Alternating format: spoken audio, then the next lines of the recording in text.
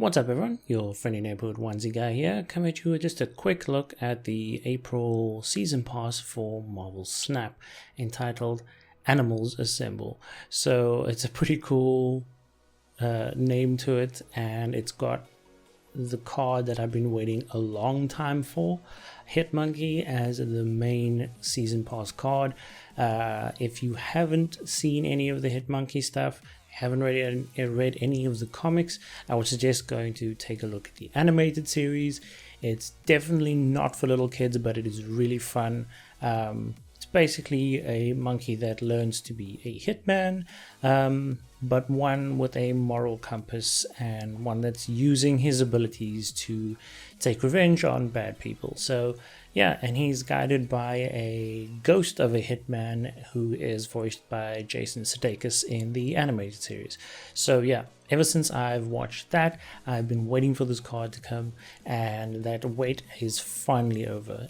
We're also obviously getting some new variants with this, as well as new card backs and new portraits as well. As you can see here, we're getting a different variation for Cosmo and Goose, as well as the accompanying portraits, and the card backs also being Cosmo and Goose.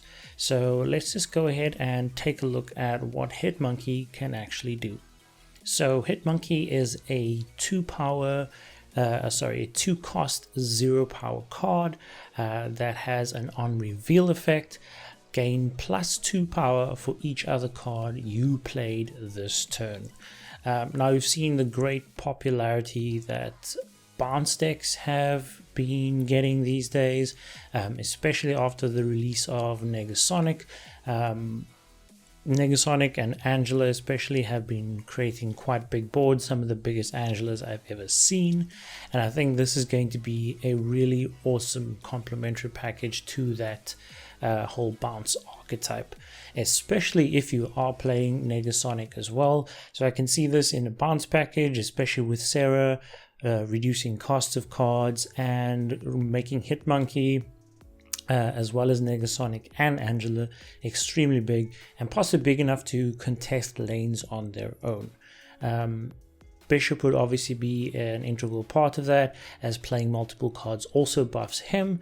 Yeah, so I can definitely see this working in a full-on bounce package, and I'm looking forward to seeing what people can do with it. I personally do not have Negasonic, so I'll be trying to find budget ways around that, but definitely testing this out as soon as it's available.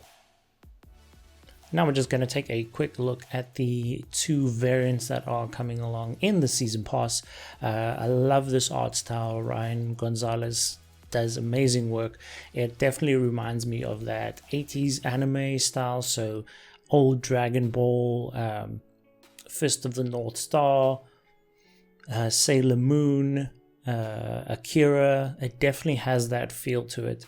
And all his artwork is like that, and I love all of his stuff. Always hoping that at some point I can pull variants of his, because that whole time period in animation and anime especially, I'm such a big fan of. It just feels so classic to me, so I'm really glad we're going to be getting these ones in the season pass, and we won't have to go and dig through them for variants. But I personally do not have a variant for either Cosmo or Goose at the moment, so these will be a great additions to my collection personally, and I will definitely be getting this season pass. So yeah, that's everything from me for now.